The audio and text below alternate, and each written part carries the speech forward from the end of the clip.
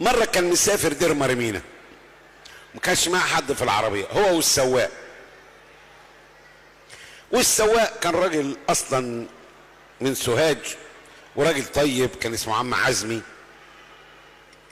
السواقين بتوع زمان اللي كانوا يلبسوا الكاسكته الزرقاء دي ويعمل نفسه يعني قبطان مطار كده، يعني طيار، والبتاع الزرقاء كانوا بيسموها السواقين زمان يعني. وعم عزمي طبعا البابا قاعد ورا، وصل لغايه برج العرب، يعني عدوا الطريق الصحراوي كله، باقي على الدير 5 6 7 كيلو كده. العربيه وقفت، قال له يا سيدنا العربيه عطلت. قال له انزل يا ابني شوف فيها ايه. نزل عم عزمي، فتح الكبوت وبص كده وقعد ودخل العربيه. قال له يا سيدنا في خرم في الكربراتير بتاع البنزين بيسرب بنزين في العربيه، مش هينفع تشتغل. قال له طب والحل ايه يا عزمي يا ابني؟ قال له نحل في حلين يا سيدنا، يا اما نحل الكربراتير ده نبعته اسكندريه يتلحم، ده اصله انتمونيا، يعني قال للبابا كرولوس عارف يعني ايه انتمونيا ويعني ايه كربراتير، والبابا كرولوس ما كانش فاهم حاجه خالص الكلام ده كله. قالوا الحل الثاني، قال له نحل الكربراتير ده نبعته مصر، يبعتوا لنا واحد جديد نركبه. قال له اه، وبات في الشارع انا بقى. ما ينفعش كده يا عزمي يا ابني. طب سنة هعمل ايه؟ قال له الخرم ده كبير ولا صغير؟ قال له يا سيدنا قد خرم ابرة المنجدين، بس بينفذ بنزين وما ينفعش، لازم الخرم ده يتسد. قال له طب يا ابني تاهت ولقيناه. ضرب ايده في جيبه، طلع ازازة الدواء بتاعته، كان زمان ازازة الدواء يحطوا فيها حتة قطنة من فوق، ومسك القطنة وقعد يبرم فيها كده، عمل لها زي ايه، زي راس كده. قال له خد يا عزمي يا ابني. وطلع ازاز الزيت، عاصل القطنه زيت. قال له خد يا عزمي يا ابني، حط الراس البتاع دي في الخرم ودق عليه. عم عزمي ضحك، قال له يا سيدنا يا سيدنا ده فيها زيت، والزيت مش خلاها تلزق. قال له يا عزمي يا ابني خد من عبد الله واتكل على الله.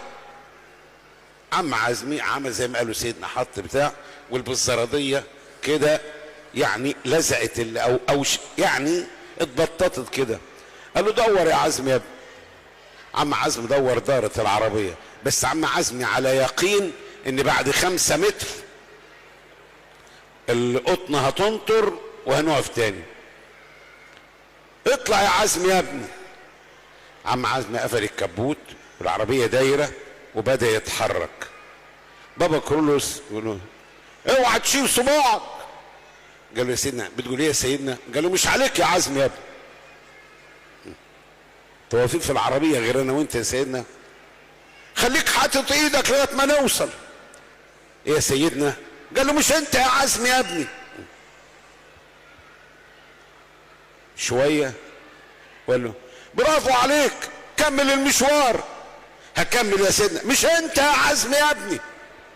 يا سيدنا انت عمال تقول لي، انت بتكلم مين؟ قال له اسكت يا عزمي يا ابني. عند باب الدير العربيه وقفت، على باب الدير. فالبابا كرولوس قال يوه كان لازم تسقف يا اخي وفرحان ان احنا وصلنا. قال له يا سيدنا وانا سقفت. قال له مش انت يا عزمي يا ابني. امال مين يا سيدنا؟ قال له مرمينا يا ابني، كان حاطط صباعه على القطنه، واول ما وصلنا راح مسقف فرحان ان احنا ايه وصلنا. فالقطنه ايه على اي حال خير يا عزمي يا ابني، احنا دينا ايه وصلنا. اللي عايز اقوله لك دي علاقات متميزه، علاقات. اللي عايز يعرف يعني ايه شفاعه يسمع البابا كرولوس وهو بيكلم القديسين، يسمع البابا كرولوس او يشوف سيدنا البابا كرولوس وقاعد متربع على الارض قدام الهيكل وبيقول المجمع. يشوف البابا كرولوس وهو بيصلي، كان حريص لما يصلي قداس، طبعا هو بيمسك الذبيحه عشان ده البطرك، لكن كان يكون حريص ان هو يصلي المجمع عشان ياخد بركة القديسين.